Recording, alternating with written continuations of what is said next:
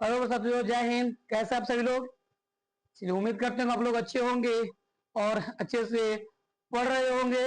तो चलिए, मैं कामना करते हैं आप सभी लोग की, उम्मीद करते हैं कि आप लोग का दिन बेहतर हो, है ना। तो चलिए, आज बाबू हम शुरू करेंगे आप सभी के लिए, आप सभी क्लास 10 के बच्चे के लिए बाबू, सब्जेक्ट के रूप में जो आपका सब्जेक्ट है वो चैप्टर नंबर 3 यानी संस्कृत का। कौन सा? संस्कृत का चैप्टर नंबर 3, जिसका आपका नाम है अलस कथा। क्या नाम है? अलस कथा के बारे में आज हम लोग पढ़ेंगे।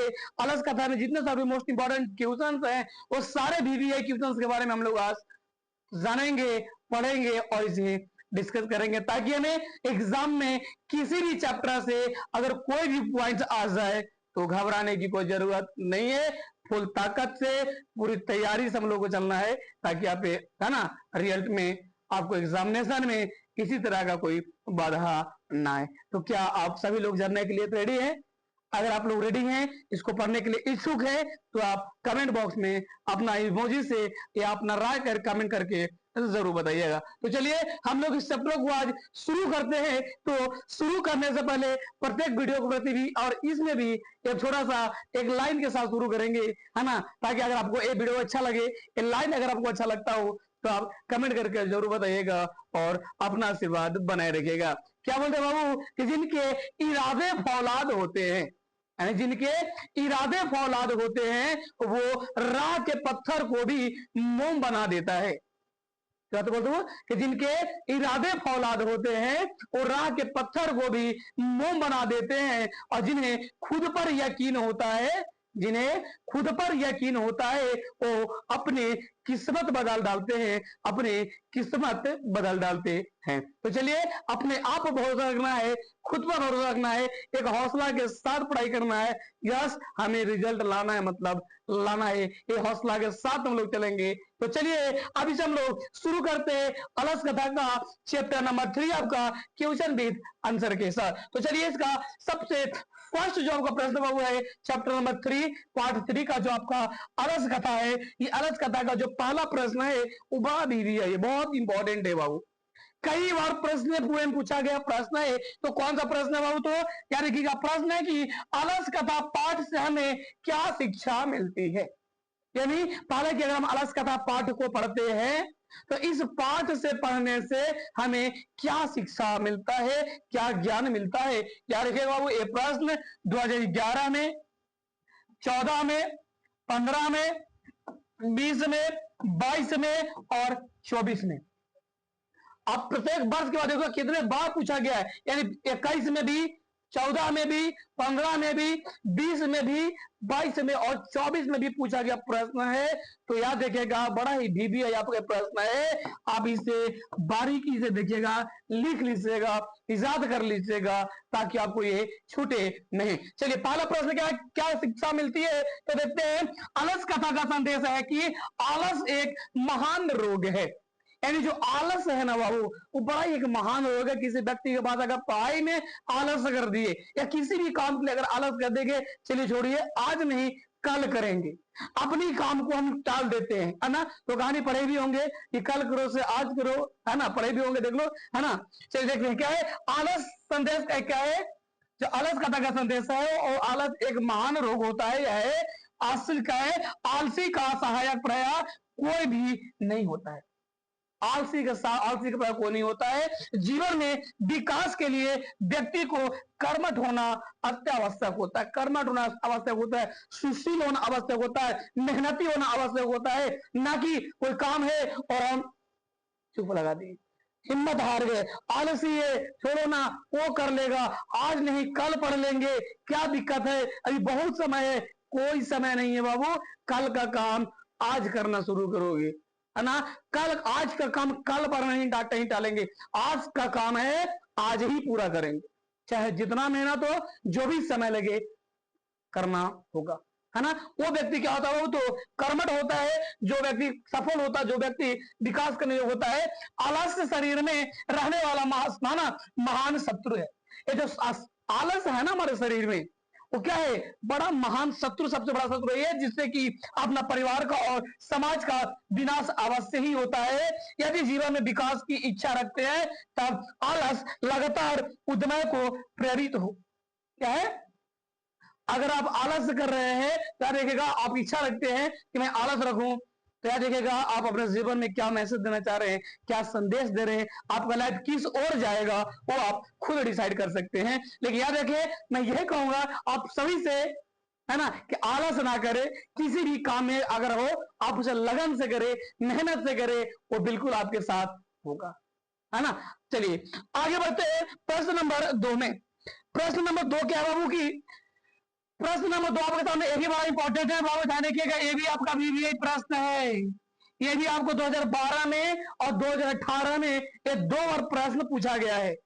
क्या पूछा गया है कि अलस कथा का सारांश लिखना है, यानी अलस कथा आप जो पढ़े हैं इसका क्या सारांश है, क्या मैसेज में है, देखिएगा।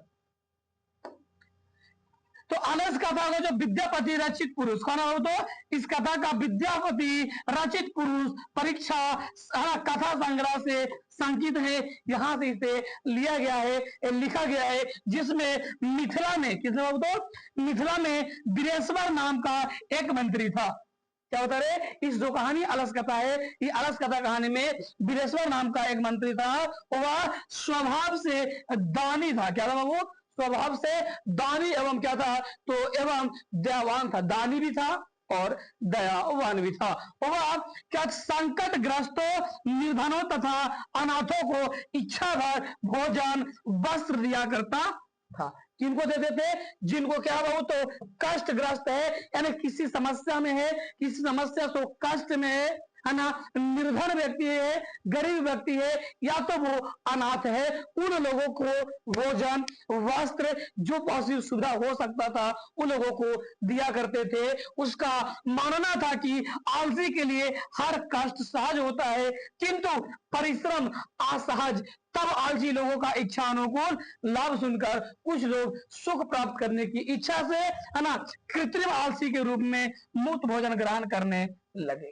और कुछ लोग तो मजबूरी होता है, सच में अनाथ होते हैं, सच में वो गरीब होते हैं, कष्टग्रस्त होते हैं, लेकिन कुछ लोग जो होते हैं देखा देखी लोगों को, आज हमें इतने सारे जो कि बुराई नहीं करना है, बहुत सारे ऐसे भी लोग आज के समय में हैं जिनका शरीर हट्टा कट्टा बीबी है, वो कहीं भी कमा सकते हैं, किसी भी जगह पे काम कर सकते हैं, कहीं भी जाकर कोई प्राइवेट या सरकारी कोई भी जॉब कर सकता है, लेकिन वो अपने आप में इतना आलस है कि मेहनत की रोटी ना खा करके, है ना, आज के समय में बाबा बन के घूम रहे हैं, है ना, बाबा के नाम पर लोग देने के लिए प्रयास कर रहे हैं गाँव घर में जाके, और लोगों को अंधविश्वास के भक्त जान करके, धर्म का अंधविश्वास करके, धर्म के नाम पर पैसा लेकर के उन लोगों का आज पेट का पालन हो रहा है। बहुत ऐसा हमारे समाज में बहुत ऐसा लोग है जो धर्म के नाम पर कमंडल टांग लिए, टीका मार लिए, है ना, ओम नमः शिवाय बम बम बोले, है ना, माता रानी आपको भला करे, कई ऐसा बात बोल के लोगों को आपको, है ना, मन को भला करके, है ना, कुछ रुपया लेकर के थोड़ा बहुत जो भी दान सुविधा बन पाता है उनसे अपना रोजी रोटी का रोजगार करने का प्रयास करते हैं। वो ना कि उसके बदले वो समाज में कहीं जाके किसी जगह पे काम करे, दो पैसा कमाए, मेहनत करे और अपना खुद का एक रोजगार करने का प्रयास करे। ऐसा लोग हमारे समाज में बहुत कम लोग, देखा देखी ज्यादा करने का प्रयास करते हैं। वो कौन लोग होते हैं, तो आलसी लोग होते हैं जो मेहनत से डरते हैं, मुफ्त रोटियां खाना चाहते हैं, बिना मेहनत का भोजन करना चाहता है। वैसे लोग आज हमारे समाज में है, तो ऐसा रहेंगे तो बिल्कुल आप आलस में चले जाएंगे, वो बिल्कुल आपका जीवन जो है वो कष्टमय में चला जाएगा। तो बिल्कुल ऐसा आप ना करें, क्योंकि समय हर समय बराबर नहीं होता है, समय हर बार एक जैसा आपके साथ नहीं होता है। चलिए दूसरा क्या बोले कि इसके बाद जो आलसियों होते हैं, इसके बाद आलसियों अधिक खर्च होते जानकर किसी ने सलाह दी कि सिर्फ आलसी के लिए अन्न वस्त्र देने की व्यवस्था है। कुछ लोग क्या बोला, ऐसा जानकर कि बाद में आलसियों पर अधिक खर्च होने जानकर, है ना, खर्च होते हुए जानकर किसी ने सलाह दिया कि यह सिर्फ किसके लिए है, तो अन्न वस्त्र देने की आवश्यकता उन्हीं लोगों के लिए है। किनके लिए, जो आलसी के लिए अन्न वस्त्र देने की व्यवस्था है। लेकिन कुछ लोग क्या है, धूर्त की आलसी होने का स्वांग रचकर, है ना, लाभित हो रहे हैं। मतलब क्या बोला, कुछ लाभांश लेकर मतलब अपना नाटक करके उसका लाभ उठाना चाहते हैं, इसलिए है ना, इसलिए इन आलसियों के आलस्य की परीक्षा ली जाए। इनको क्या लिया जाए, एक टेस्ट लिया जाए, एक परीक्षा लिया जाए कि सच में एक कष्टग्रस्त है या तो नाटक करके इसको सिर्फ लाभ उठाना चाहता है। तो चलिए इसके लिए क्या दिया हो, तो परीक्षा लिया जाए। ऐसा जो विचार है करके आलसियों के घर में, किसके घर में, तो जो आलसी होते थे वो आलसियों के घर में आग लगा दी। क्या लगा दिया गया, उनके घर में ही आग लगा दिया गया, आग लगा दिया गई। और घर में आग लगी देखकर सभी धूर्त भाग गए, लेकिन चारों आलसी कपड़े से मुंह ढक के सो रहे थे। तो चारों आलसी थे, वो कपड़े से आराम से मुंह ढक सो रहे थे। तो आग लगी के कारण लोग शोरगुल मचाने लगे। अगर आग लगे सब लोग शोरगुल, है ना, शोरगुल मच जाता, कहीं पर किसी तरह दुर्घटना होता, आग लगता तो क्या होता, लोग शोरगुल मचाने लगता। लेकिन फिर भी उसमें जो चार लोग थे तो मस्त आलसी लोग चारों क्या हुए थे, वो तो सोए हुए थे, कुछ एकदम टेंशन नहीं। आग लगे कारण भी तो शुरू कर ले, चारों आलसी कपड़े से मुंह ढक कर, है ना, कपड़े से मुंह ढक के और सो गए। अगला प्रश्न क्या है, तो अगला प्रश्न देखिए इस प्रकार आपका, ये भी आपका इंपॉर्टेंस है, 2020 में पूछा हुआ प्रश्न, बहुत ध्यान रखिएगा। ये बिल्कुल आपका सबके सब आपका बीबीए प्रश्न आपका सब्जेक्ट्स में है, इस चैप्टर में है। और ध्यान रखिए कि 2020 में क्या पूछा गया इस प्रश्न में, तो इस प्रश्न में कि आलस कथा के, यानी आलस कथा के कर्मियों ने आलसियों को आग से कैसे और क्यों निकाला। जो आलस कथा के जो कर्मियों लोग हैं, उस कर्मियों ने उसके आग लगने से या नरसियों को आग से कैसे बाहर निकाला गया था। या तो इसको क्या आपसे बोल सकते हैं, तो आलस कथा पाठ के आधार पर यह बताइए कि आलसी पुरुष को किसने और क्यों निकाला। किसको, जो आलसी पुरुष थे, उस आलसी पुरुष को इस कथा के अनुसार, इस कहानी के अनुसार कैसे लोगों को निकाला गया है और क्यों निकाला गया है। तो बाबू देखिए इसमें बोला गया कि चारों आलसी पुरुष आग लगने पर भी घर से नहीं भागे। इतना भी आलसी नहीं होना चाहिए कि प्रतिष्ठा में प्राण गवा दे, है ना। क्या बोले, फिर भी नहीं भागे, शोरगुल सुनकर वे जान गए थे कि घर में आग लगी हुई है। मतलब उनको पता है कि शोरगुल हो रहा है, इसलिए कि आग लगा है। ये सब जान बूझ कर भी वो मटिया के सोए हुए थे। वे चाहते थे कि कोई धार्मिक एवं दयालु व्यक्ति आकर आग पर जल, वस्त्र या तो कंबल डाल दे, जिससे आग बुझ जाए और ये लोग बच जाए। यानी धार्मिक लोग, यानी साधु संत कोई आए, है ना, और इन चीजों को कोई जाल, कोई बस कुछ डाले जिससे कि बुझ जाए और हम लोग बच जाए। इतना ही मतलब आग लगा हुआ है, अपने जान की सुरक्षा के लिए भी लोग उनसे अपनी बचा रहे हैं। वो किस पर डिपेंड है, तो कोई साधु संत आएगा, कोई मंत्री आएगा, है ना, वो लोग क्या करेगा, धार्मिक व्यक्ति आएगा, कोई दयालु आएगा, बचाएगा और हम लोग क्या करेंगे, बच जाएंगे। चूंकि आलसी व्यक्ति आग से बचने के लिए भी नहीं भाग सकता, अपना जान बचाने के लिए, आग से बचने के लिए भी वो वहां से नहीं भाग सका। इसीलिए नियोगी पुरुष ने उनकी प्राण रक्षा के लिए उन्हें घर से बाहर निकाला। उनकी प्राण को बचाने के लिए वहां जितने सारे जो लोग थे वो उन्हें बाहर निकाल दिए थे। चलिए ये आपको प्रश्न नंबर कितना हो, तो 3। नेक्स्ट आपका जो प्रश्न नंबर 4 है, चौथा प्रश्न आपका इस प्रकार है, ध्यान रखिएगा। चौथा प्रश्न 2019 में और 2024 में, क्या बाबू, तो 2019 में पूछा गया है और 2024 में भी पूछा गया बोर्ड एग्जाम में। उसके बाद दूसरा जो प्रश्न आपका है इसी का है, अथवा करके या तो ये प्रश्न या प्रश्न ये, या तो प्रश्न नंबर तीसरा। दूसरा प्रश्न 2014 में और 2022 में यही प्रश्न 2 बार पूछा गया है। क्या प्रश्न है कि आलस कथा पाठ में किसका वर्णन है, यानी इस कथा में किसका वर्णन किया गया है। दूसरा इसका क्या है कि आलस कथा का वर्णन विषय क्या है, यानी किस विषय पर यह वर्णन किया है ना। तीसरा इसमें है कि विद्यापति कौन थे, उन्होंने किस ग्रंथ की रचना की, तथा आलस कथा में किसकी कहानी है, मतलब किन को बारे में बताना है, वो 6 वाक्य में लिख के उनको बताना है। कितने वाक्य में, तो 6 वाक्यों में इन्हें क्या करना हो, तो इन्हें बताना है। चलिए देखते हैं क्या होता है 6 वाक्य में। तो महाकवि विद्यापति, यानी इसका कौन है, वो तो महाकवि कौन है, तो विद्यापति हैं, जो रचक किए हैं, है ना। महाकवि विद्यापति द्वारा रचित कथा ग्रंथ कौन सा, वो तो रचित कथा ग्रंथ पुरुष परीक्षा नामक ग्रंथ से लिया गया है, जिसमें आलस कथा मानव महत्व एवं दोष के, किसको, तो दोषों के निराकरण की शिक्षा देते हैं। इसको देते हैं। तो किसको ध्यान रखिएगा, किसको, मानव महात्म्य में दोषों के निराकरण की शिक्षा देते हैं, लोगों को दोष के बारे में शिक्षा देते हैं, जो कि महाकवि विद्यापति द्वारा रचित कथा ग्रंथ पुरुष परीक्षा नामक ग्रंथ से लिया गया है। अलस कथा मानव के गुण एवं दोषों को दर्शाता है। क्या दर्शाता है, तो दो चीजों को, जैसे मानव में गुण होता है, किसको, और गुण होता है सो, और दोष होता है वो, दो चीजों को, पहला गुण और दूसरा दोष। इन दोनों चीजों को दर्शाता है कि हमारा इंसान के अंदर कौन से गुण है और कौन से उनके अंदर क्या है, तो दोष यानी कमियां है। चलिए इसके बाद क्या है, दर्शाता है आलसियों का दान देने की इच्छा रखने वाले, जो आलसी लोग हैं उसे दान देने की इच्छा रखने वाले मानव के गुण एवं क्या वो देने वाले मंत्री कौन थे, तो बृहस्पति ने यह जानने की है ना उत्कंठा प्रकट की थी कि आलसी जीवन जीने की कला का कैसे निर्वहन करते हैं। इस लाभ के लिए है ना मेहनती भी आलसी का रूप लेकर आने लगते हैं। इसके लिए किसका लेकर, ऐसा रूप लेकर के मेहनती लोग भी, यानी आलसी समझ करके आज के समय में जो बोले बाबू कि मेहनती लोग भी, कौन सा बात कर रहे, तो यानी मेहनती लोग भी आलसी का रूप लेकर के आ जाते हैं कि हम भी लाचार हैं, हमें भी मदद मिलना चाहिए, ऐसा गुहार लगाने लगते। आप लोग देखे भी होंगे और आप लोग इस चीज को है ना जानते भी होंगे कि आज समय देखा देखी लोग बहुत तरीका के लोग है ना करना शुरू करता है ना। ये उनको जानने की इच्छा थी है ना। परीक्षा के लिए दानशाला में अग्नि को प्रज्वलित किया जाता है और असली भागने के क्रम में गोली किस तो ध्यान रखेगा, क्या बोला गया, तो आलसी भागने के क्रम में गीले कपड़े से ढकने लगे। क्या, अब गीले कपड़े से ढकने लगे, घर में आग लगी है, यहाँ कोई धार्मिक नहीं है, घर में आग लगी है, कोई धार्मिक नहीं है, आदि की चर्चा करते आलसी केवल करुणा के पात्र होते हैं, सिर्फ कहने को पात्र होते हैं, काम करने के पात्र वो नहीं होते हैं। चलिए इस प्रकार से इस पाठ का वर्णन आप कर सकते हैं। आगे आपका नेक्स्ट बाबू क्वेश्चन नंबर 5। ये भी आपका जो प्रश्न आपका है ये कब पूछा गया बाबू, तो ये 2018 में आपका पूछा गया है।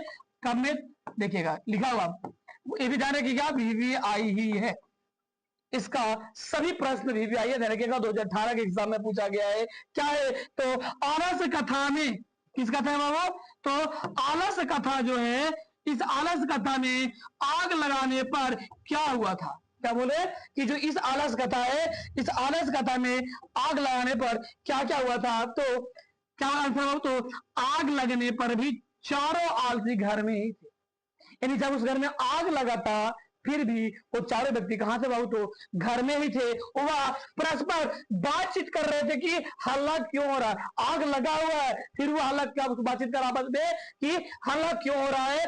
मालूम पड़ता है कि घर में आग लग गई है, एक है ना वे एक दूसरे को चुप रहने की सलाह दे रहे थे कि चुप रहो है ना, आग लगी हुई है घर में, हम लोग शांति से बैठे, क्या चाहता हम लोग हल्ला करना, लोग बुझाने के लिए है ना, लोग हल्ला कर रहा है, लोग प्रयास कर रहा है। और ये जितने सारे भी लोग हैं वो क्या कर रहे हो, तो ये जितने सारे भी लोग हैं वो सब क्या कर रहे हैं, चुप रहने की बातचीत, आपस में चारों चोर चुप रहने की बात कर रहे हैं, है ना, यही इसमें हुआ था। अगला देखते हैं, अगला आपका है 6 नंबर का प्रश्न कि ये आपके एडमिट पॉर्टल में देखेगा कब, 2018 में, 11 में और 21 में, है ना, कई बार पूछा गया, ध्यान रखिएगा। सॉरी 11 नहीं बाबू, इसको एक किया गया, ठीक है, 2018 में और 2021 में पूछा हुआ प्रश्न है। तो इसमें क्या कहना चाह रहा है वो ध्यान रखिएगा, इसमें क्या कहना है कि चारों आलसियों के वार्तालाप को अपने शब्दों में लिखिए। तो पता ना चारों आपस में क्या वार्तालाप कर रहे थे कि जब आग लगा हुआ था, उन लोगों को पता नहीं घर में आग लगा हुआ, बाहर में क्यों हल्ला हो रहा है ना, और जब पता चलता है कि आग लगी है तो बोलता हम लोग आपस में क्या रहो, चुपचाप, है ना। तो इसमें क्या बोलते रहेगा कि आग लगी के कारण जब लोग शोरगुल मचाने लगे तब एक है ना क्या है, आलसी ने कहा अरे यह कैसा शोरगुल है, जब हल्ला हो रहा है तो एक क्या बोल रहा है, ये जो शोरगुल है ये कैसा शोरगुल है। दूसरे ने कहा शायद घर में आग लगा है। क्या वो दूसरे ने बोला कि शायद घर में आग लगा है क्या। तो तीसरा आलसी ने कहता है ना कि कोई धार्मिक पुरुष नहीं है जो भीगी हुई चटाई से ढक दे। यानी क्या बोल रहे हैं, तीसरा क्या बोल रहा है, पहला क्या बोल रहा है कि हल्ला क्यों हो रहा है, तो दूसरा क्या बोल रहा है कि आग लगी है क्या। तो तीसरा ना बोलता है क्या कोई धार्मिक व्यक्ति नहीं है जो इसमें भीगी चटाई लाके डाल दे जिससे कि आग बुझ जाए। मतलब खुद नहीं करना चाहते, कोई दूसरा करके दे। आलसी लोग यही होते हैं, वो कुछ नहीं करेगा, उन्हें आप सब करके दीजिए, है ना। आदेशवासी करेंगे, आदेश देंगे, खुद करने का प्रयास नहीं करेंगे, है ना। तो डाल दे क्या था, भीगी चटाई ढाक से दे। और तब चौथे आलसी ने कहा, अरे बचाल, है ना, क्या बोला, अरे बचाल कितना बोलते हो, है ना, चुपचाप क्यों नहीं रहते। बचाल मतलब जो ज्यादा बोलते हैं उसको बोलने वाले को क्या बोलते हैं, जो ज्यादा बोलते हैं उसको बचाल बोलते हैं। पढ़े होंगे, है ना, अनेक शब्दों के लिए एक शब्द, है ना, उसमें बचाल का मतलब जो अधिक ज्यादा बोलते हैं उसको बचाल कहते हैं। उन तीनों को बोल रहा है 14, इतना काहे बोलते हो, क्या जरूरी हम लोग को बोलना, क्या जो कुछ हो, कुछ भी हो, हम लोग को कोई टेंशन लेने की जरूरत नहीं है। यह सलाह देता है उन और साथियों को, है ना। चलिए इसी शब्द में अपने और अपने शब्दों में से ऐड करके लिख सकते हैं। नेक्स्ट आपका प्रश्न बाबू कुछ 8 नंबर का, 8 नंबर क्या प्रश्न है, सॉरी 7 नंबर का ना, सॉरी 7 नंबर का प्रश्न में है कि आलस कथा पाठ में, यानी इस पाठ में वास्तविक आलसियों की पहचान कैसे करेंगे।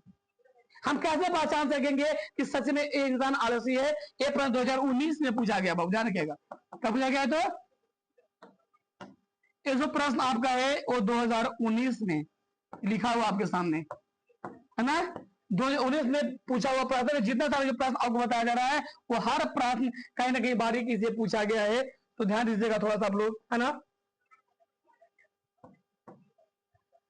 तो क्या देखो उसमें उत्तर में क्या है कि पाठ में, किसमें बाबू, पाठ में वास्तविक आलसियों की पहचान के लिए आलस कथा में आग लगा दी गई थी। क्या लगा दे, आग लगाकर लोगों का परीक्षा लिया गया था, और वही आग में, इसमें आग लगाई गई थी। आग देखकर सभी दूत भाग गए, लेकिन चारों आलसियों ने भागने का प्रयत्न ही नहीं किया, प्रयास ही नहीं किया कि हम भाग जाए, अपना जान बचा ले, है ना। बल्कि इस समय क्या बाबू, ठीक है मसाई लिखा हुआ नहीं, ये होगा इस समय, इसमें तो इस समय में भी वे क्या दूसरे की मदद की चाह रखते थे। इस प्रकार वास्तविक आलसियों की पहचान हो गई थी। मतलब अपना जान बचाने की परिस्थिति में भी खुद से जान बचा सकते थे, खुद से आग बुझाने में प्रयास कर सकते थे, लेकिन उस वक्त भी वो लोगों की सलाह देते थे कि लोग हमें आएंगे और बचाएंगे। ऐसी स्थिति में भी आलसियों की कैसी पहचान की कोई जरूरत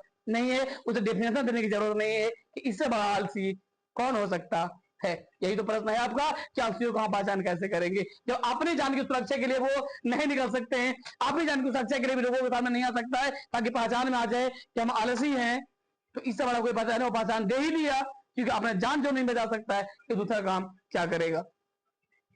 नेक्स्ट क्वेश्चन नंबर 8। आज जो बाबू ये भी आपका बहुत इजी है, रहने के एक प्रश्न आपका क्या पूछा गया तो 2020 में, कब, ये प्रश्न आपका 2020 में भी पूछा गया प्रश्न है। ध्यान रखिए सभी प्रश्न आपको अलग तरीके से छाट के दिया गया इसमें ध्यान रखिएगा। जो कि क्या देखते हैं, प्रश्न क्या है कि मंत्री जो बृहस्पति हैं, है ना, मंत्री की बृहस्पति की विशेषताओं का वर्णन करना है। उनकी क्या विशेषता है, लोगों की कैसे मदद करने की भावना रखते हैं। तो मंत्री बृहस्पति स्वभाव से दयालु और कौन थे, तो दानशील थे, स्वाभाविक भी थे, दयालु और बिल्कुल दानशील है, लोगों को दान पुण्य हमेशा करते रहते हैं। वह अनार्थी और निर्धनों को उनके इच्छा के अनुसार भोजन तथा वस्त्र देते थे, और उन्होंने आलसियों को भोजन तथा वस्त्र देने के लिए आलस कथा का निर्माण कराया था। यानी जो आलसियों है ना, उन लोगों के लिए भी क्या किया था, वो तो एक आलस कथा का निर्माण कराया था, जहां लोगों को भोजन और वस्त्र दिया जाए। और जो ही अनाथी और निर्धन व्यक्ति होते थे, है ना, उनके इच्छा अनुसार जो इच्छा होता था वो उनके इच्छा अनुसार सभी लोगों को, है ना, भोजन वस्त्र आदि सब प्रदान किया करते थे। यह उनकी खासियत है, यही उनकी विशेषता है। नेक्स्ट बात है क्वेश्चन नंबर 9 में। जाने के बाबू हर किसी प्रश्न के साथ आपको कुछ ना कुछ ऐसा देखने को मिल रहा है, यानी ये सभी प्रश्न पूछे गए हैं, ये सभी प्रश्न आपको एग्जाम लेवल को टच करता है, पूछा हुआ प्रश्न है। आप इसे क्वेश्चन बैग उठा करके देख लीजिएगा, आप इसे अपना मॉडल पेपर उठा कर देख लीजिएगा, आपको ये पता चल जाएगा मॉडल पेपर में या तो क्वेश्चन बैंक में जब देखेंगे तो आपको ये पता चलेगा कि बिल्कुल ये प्रश्न पूछा हुआ है या तो नहीं। तो जो 23 में पूछा है तो शायद आपको 25 में पूछे, आप इसे बिल्कुल अपने माइंड में रख के चलेंगे। क्या प्रश्न बाबू की, आलस कथा के कर्मियों ने आलसियों की परीक्षा क्यों ली, यानी क्यों परीक्षा लिया था? तो आप सभी को पता है, देखना था कि कौन इसमें आलसी है या तो नहीं, उन आलसियों को पहचान करना था। देखिए क्या इसमें, तो आलस कथा में आलसियों के साथ साथ धूर्त भी बनावटी आलस है ना, आलसकों को दिखाकर भोजन ग्रहण करने लगे थे। आलसी लोग तो कर ही रहा था, लेकिन इनके साथ साथ और भी जितने धूर्त लोग थे, बनावटी लोग थे, वो भी बनावटी करने लगे कि हम भी आलस हैं, हम भी मजबूर हैं, हम भी गरीब हैं, हम भी निर्धन हैं, एकदम अपने निर्धनता को करके और उसका फायदा वो भी उठाने लगे, है ना। ऐसा समाज में आप देखते होंगे, है ना, तो एकदम लाचार बन जाएंगे, ऐसा ड्रेसिंग सेंस हो जाएंगे, उसको देखने के बाद आप ये कह ही नहीं सकते हैं कि व्यक्ति लाचार, ये इंसान लाचार नहीं होगा, लेकिन सचमुच में लाचार नहीं होते। हाँ, कुछ लोग होते हैं जो उनकी मजबूरी होती है, लेकिन कुछ लोग ऐसे होते हैं जो उनके जैसा जीना चाहता है, उनके आधार पर लोग जीना चाहता है, उनके व्यक्तित्व को बेचकर वो जीना चाहता है कि हम भी उनके जैसा है, हमें भी मदद किया जाए, है ना। तो उन लोगों को बनावटी आलसों को दिखाकर भोजन ग्रहण करने लगे थे। इसीलिए वास्तविक आलसियों की पहचान करने के लिए ही आलस में तो मैंने कहा आलसशाला में कर्मियों ने आलसियों की परीक्षा दी थी। इसमें आलसियों का परीक्षा लगी, इसमें बहुत तो आलसशाला में जहां पे आग लगा दिया गया था, क्या लगा दिया गया था, तो जहां ये आग लगा दिया गया था कि देखते हैं कितनों लोग भाग पाए कि नहीं, तो वो आलसियां आग लगने के बावजूद भी वो भागते नहीं है। चलिए आगे बढ़ते हैं क्वेश्चन नंबर 10 में। 10 का ये भी आपको 2021 में पूछा हुआ प्रश्न है। तो इसमें हम कि आलस कथा में आग क्यों लगाई गई थी, है ना। तो आलस कथा में धूर्त लोग अपने को आलसी बताकर, जो धूर्त लोग थे और अर्थक लोग थे, वो अपने को आलसी बताकर के भोजन और वस्त्रालय का उपभोग कर रहे थे। अतः आलसों की परीक्षा लेने के उद्देश्य से वहां के कर्मचारियों ने आलस कथा में आग लगा दिया था कि आग लगाने के तो पता चल जाएगा कि सही कौन है और गलत कौन है, यानी दूध का दूध और पानी का पानी करने के लिए, सच्चाई को जानने के लिए उन्होंने इस तरह के क्या की थी, तो विधि अपनाया था। इस तरीके के आग लगाने का तरीका वो अपनाया गया था। आगे बढ़ते क्वेश्चन नंबर नेक्स्ट, आपका 11 नंबर लास्ट प्रश्न, एरिया आपको जो प्रश्न आपका है 2022 में पूछा गया हुआ जाने की, यह प्रश्न का पूछा गया था 2022 में, ये प्रश्न पूछा गया है। इसमें क्या है, तो 2022 में पूछा गया प्रश्न है वो क्या कि आलस कथा में, किसमें, आलस कथा पाठ की विशेषता का वर्णन करना, जो कि पहले भी बताए थे और लास्ट में फिर बता देते हैं। आलस कथा पाठ की जो विशेषता है, यह पाठ हमें बताता है कि आलस मनुष्यों को महान शत्रु है ना। परिश्रम से बड़ा कोई मित्र नहीं होता। आज के समय में अगर आप आलस करेंगे तो सबसे बड़ा आपका दुश्मन है, और अगर मेहनत करेंगे तो मेहनत आपका सबसे बड़ा मित्र होता है। यानी कि क्या बोलते हैं कि जो आलस होता है, परिश्रम से बड़ा कोई मित्र आज दुनिया में नहीं होता है। अगर मेहनत करेंगे तो मेहनत आपका साथ होगा, रंग लाएगा, सफलता मिलेगी। क्योंकि मैंने पहले भी बोला है कि मेहंदी और मेहनत रंग जरूर लाता है, समय लगेगा लेकिन रंग जरूर आएगा, है ना। जो कि परिश्रमी व्यक्ति कभी कभी दूसरे पर आश्रित नहीं रहता। जो परिश्रमी व्यक्ति होते हैं, जो मेहनती व्यक्ति होते हैं, वो कभी भी दूसरे पर निर्भर नहीं रहता। उसका पता है कि हम कर लेंगे, जो करना है हम ही को करना है। तो आलस किस बात की, अभी भी हमें करना है, बाद में हमें ही करना है, तो क्यों ना कल वाला काम आज कर ले, बाद वाला काम अभी कर ले, ताकि अगले बार अगले काम की तलाश हो और अगले बार अगली, है ना, अगली चीजों के लिए सफलता की तैयारी करे, अगली बार अगले लेवल की तैयारी करे, है ना। नेक्स्ट बार जो प्लान करेगा वो दूसरे काम के प्लान करेगा, आज ए तो कल भी, आज 5 कमाए तो कल 10 कमाने के बारे में सोचेगा। अब ये नहीं कि चलो 5 रुपए कमाए लिए तो क्या जरूरत है कमाने का, कल देखा जाएगा। इस तरीके के लोग, सोच वाले ही लोग होते हैं। तो क्या हुआ उसमें कि प्रसन्न कभी दूसरे पर, है ना, आशित नहीं होता। अतः आलस को, है ना, त्याग कर परिश्रमी करना चाहिए। इसको आलस को त्याग कर परिश्रम करना चाहिए, मेहनत करना चाहिए। अगर जिसने आलस को त्याग नहीं करेंगे और मेहनत नहीं करेंगे तो शायद जिस अवस्था में रहेंगे उससे आप बाहर नहीं निकाल पाएंगे। क्योंकि पता है, याद रखिएगा, बहुत सारे ऐसे लोग जो गरीबी घर में होते, तो गरीब में घर में पैदा लेना कोई गुनाह नहीं है। लेकिन गरीब रहकर मर जाना ये बस सबसे बड़ा गुनाह होता है। गरीब घर में पैदा मिले हैं, लिए हैं, आपको अवसर मिला है, आपको मौका मिला है, आप अपनी परिस्थिति को बदल सकते हैं। वो तभी हो पाएगा जब अपने आलस को त्याग करके लगन से मेहनत करेंगे, अपनी जर्नी को चेंज करने में आप सहायक होंगे। तो चलिए, ये आपको होता है। नेक्स्ट आपका जो बाबू इसमें कंप्लीट है, पहले बताया एक चैप्टर पूरा आपको कंप्लीट हो जाता है। मैं लास्ट में यही बात बोलकर कंप्लीट करूंगा कि जितने सारे भी लोग हैं वो मेहनत करिए, क्योंकि मेहनत कहीं बेकार नहीं जाता है, और मेहनत करेंगे तो आपका परिणाम जरूर मिलेगा। चलिए, इतना ही बोलकर मैं आपको क्लोज करता हूं। आप सभी को नमस्कार, थैंक यू इतना सारा समय, कीमती समय देने के लिए। इस वीडियो को देखे हैं, अगर देखने में आपको अच्छा लगा होगा, समझ में आया होगा, तो आप अपनी राय जरूर दीजिएगा। इस वीडियो को लाइक कमेंट करके और अपने दोस्तों में शेयर जरूर करेगा। चलिए, फिर मिलेंगे अगले वीडियो के साथ। जब तक कि आप मस्त रहिए, स्वस्थ रहिए। ओके, जय हिंद।